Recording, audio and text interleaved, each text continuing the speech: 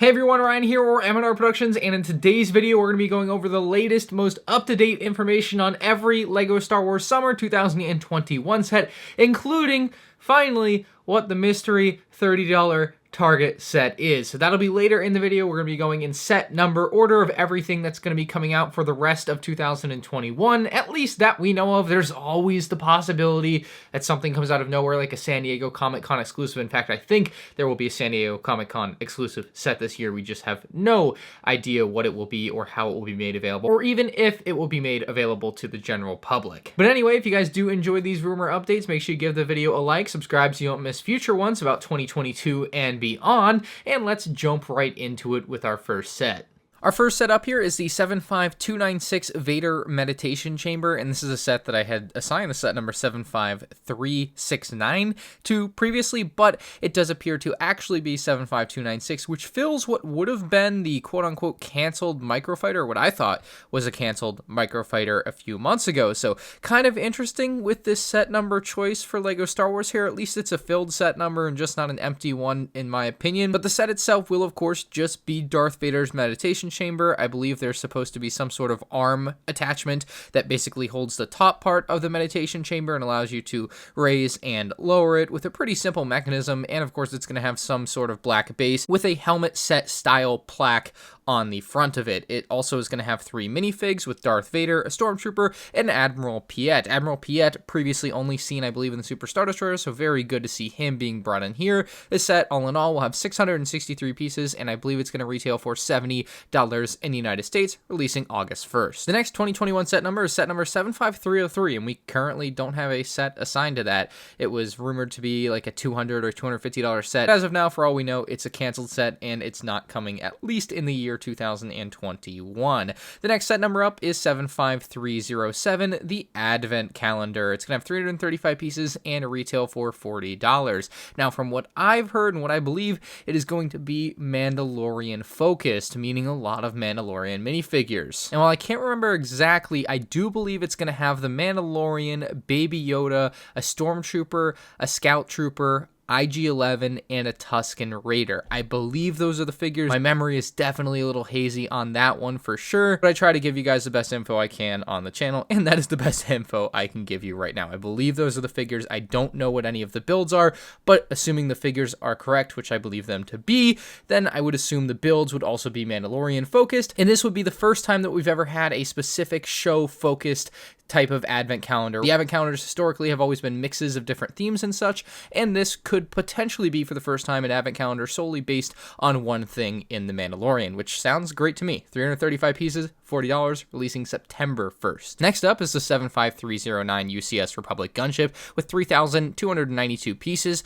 $350. The rumored minifigs being Mace Windu and a red clone captain. Quite disappointing for many folks, myself included. My bare minimum minifigure requirement for a UCS gunship would have been at least a accurate clone pilot to episode 2, and LEGO couldn't even be bothered to give us one of those apparently. Now obviously this is just a rumor, it's not confirmed, but boy does it sound disappointing on the minifigure front. The ship itself though should be a hefty build, which is exciting. Obviously Ultimate Collector Series sets are great to have for the vehicle or ship, and this will definitely be one of those. The minifigs don't seem to add any value for you, unfortunately, but this one should be pretty big. The cockpit piece is supposed to be the same cockpit piece that we saw with the UCS Obi-Wan Starfighter from back in 2010. The set should release somewhere in like September of this year. That's my best guess for release date. Next set up, 75310, going to be the cheapest set of the summer wave, is Ahsoka versus Darth Maul from Season 7 of the Clone Wars.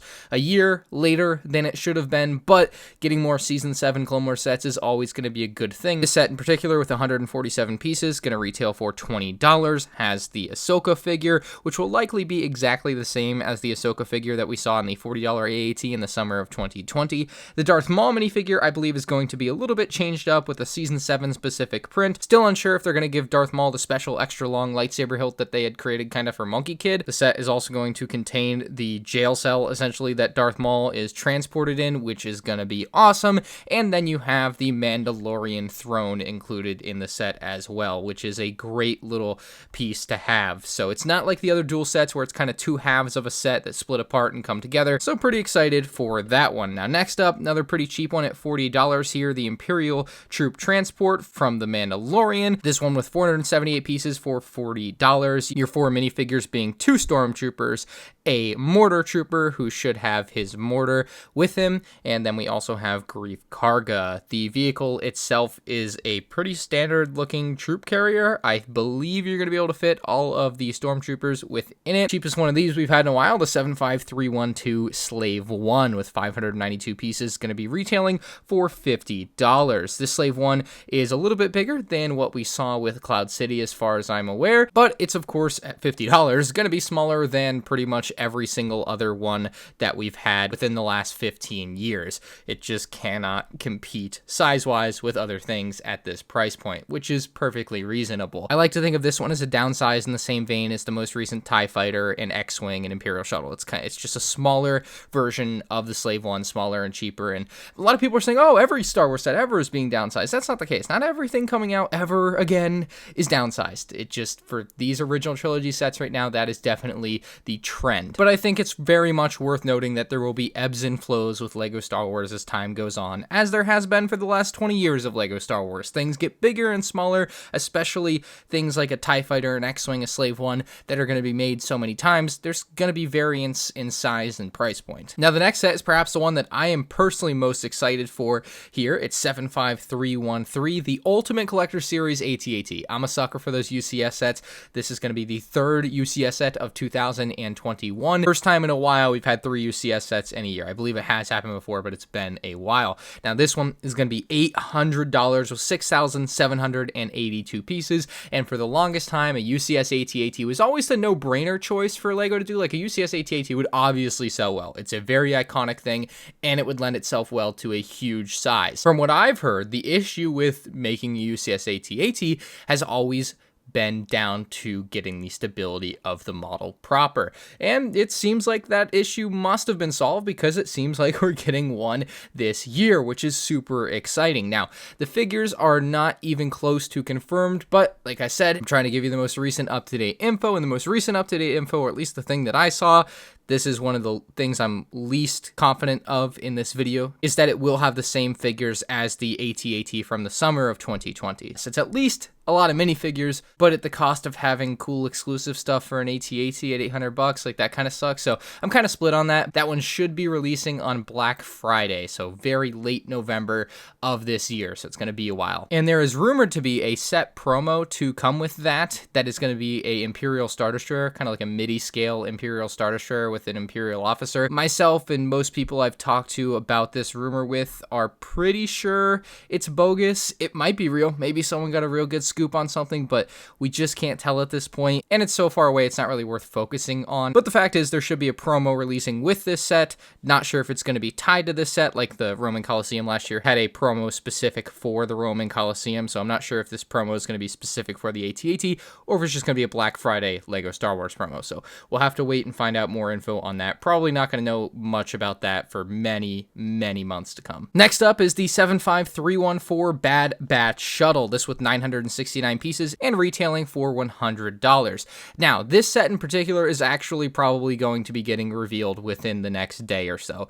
The Bad Batch releases on May 4th. This video is releasing on May 3rd, so you can see where the unfortunate timing with that comes. We do have some images of this set already, actually, though. It was the obvious set to get revealed early out of all the sets on the list here, because it is the Bad Batch, and the Bad Batch releases on May 4th. With this set, you're getting the 5 minifigures with Tech, Echo, Wrecker, Hunter, and Crosshair. Now, Crosshair isn't the Crosshair that you may have known him as, because apparently in the Bad Batch show, he's going to be going to the Empire, so he will have his Imperial outfit on. He has an Imperial style, 501st Battle Pack style speeder bike. We also have this nice speeder bike for Echo to ride upon, as you can see in this imagery. I know the images aren't the best. There should be better images coming tomorrow, or already out if you're watching this video later on subscribe and turn notifications on so you don't miss my upload about the Bad Batch Shuttle when it gets revealed. Now, for the shuttle itself, there's definitely been some controversy. At this point, no one's really seen the show. We've seen very small shots of the Bad Batch Shuttle in the trailer for the show, or multiple trailers, and right now, there is no consensus on what color the ship actually is.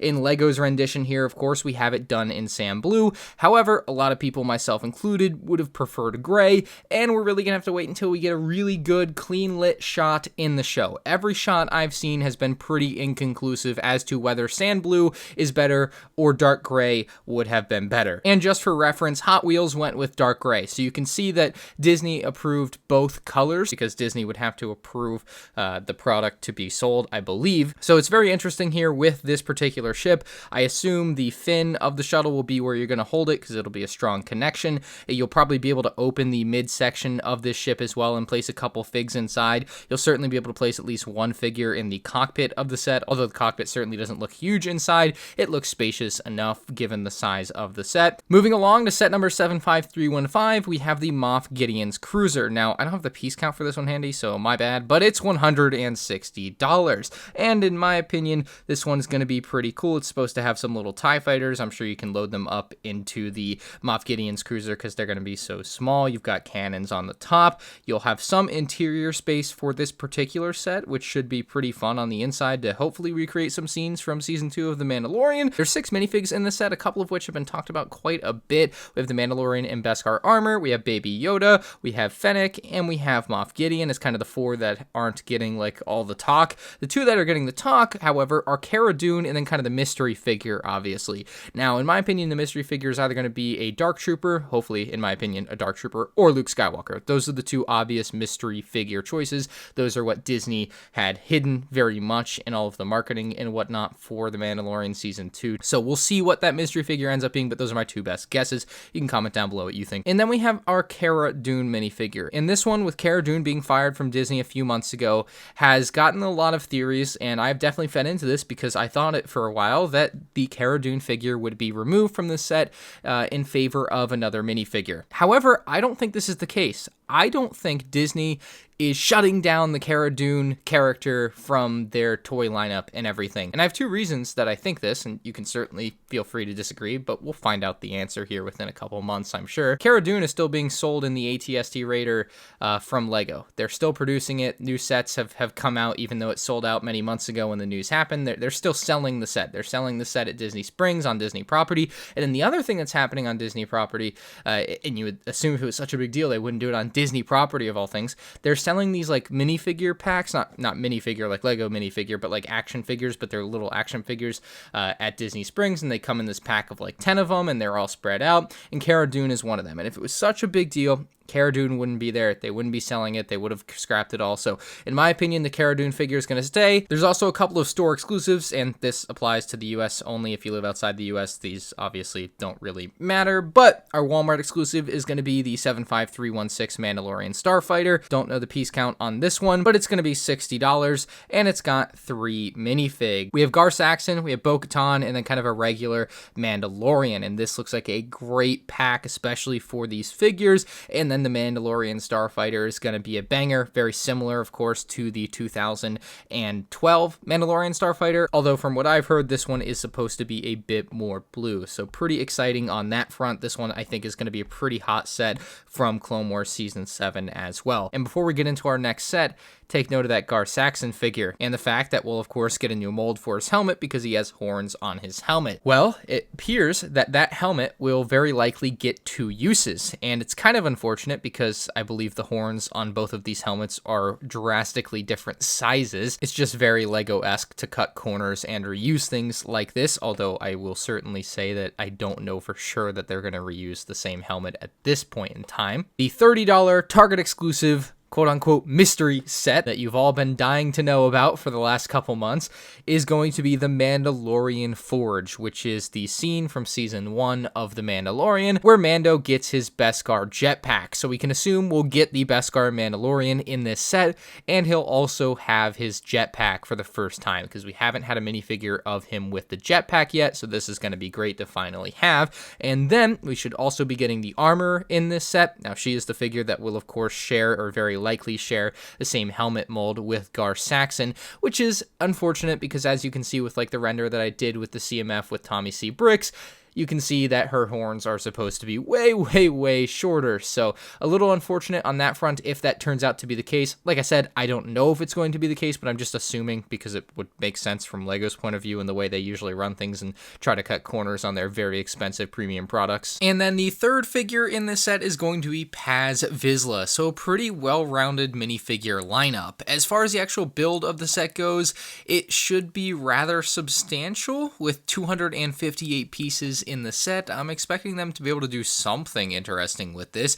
Obviously, we'll get the forgery and then maybe some bit of scenery outside of that, like a table or something. I'm not really exactly sure what they're going to do with this one. I do really hope there is Beskar in this set, just like printed 1x2 tile Beskar. We just definitely need that for our LEGO Star Wars collection, but apparently it's releasing September 1st, so it's not releasing with the rest of the wave. And that leaves us with one last potential 2021 LEGO Star Wars set, and that is Brickheadz number 150. LEGO Star Wars won the Brickheadz vote, and therefore Brickheadz 150 will be dedicated to the Star Wars theme. And with that, very likely it's going to be Jar Jar Binks, as LEGO did ask which character people wanted. Jar Jar Binks received by far the most votes, and as such, I can only assume that Brickheadz 150 will be Jar Jar Binks. The exact release date of this is currently unknown, but it's worth noting that we are very close to 150 on the Brickheadz theme. We're up to 145 with the latest Harry Potter releases, which I believe released June 1st. So that would put us with Brickheadz 150 potentially by the end of the year. So that is every LEGO Star Wars Summer 2021 set releasing for the rest of the year. Let me know what you guys think about them in the comments section below. If you're new to the channel, make sure you guys subscribe so you don't miss future LEGO Star Wars rumor videos. And of course, if you guys enjoyed the video and found it informative, hit that like button. Thank you guys so much for watching, and I'll see you later. Peace out.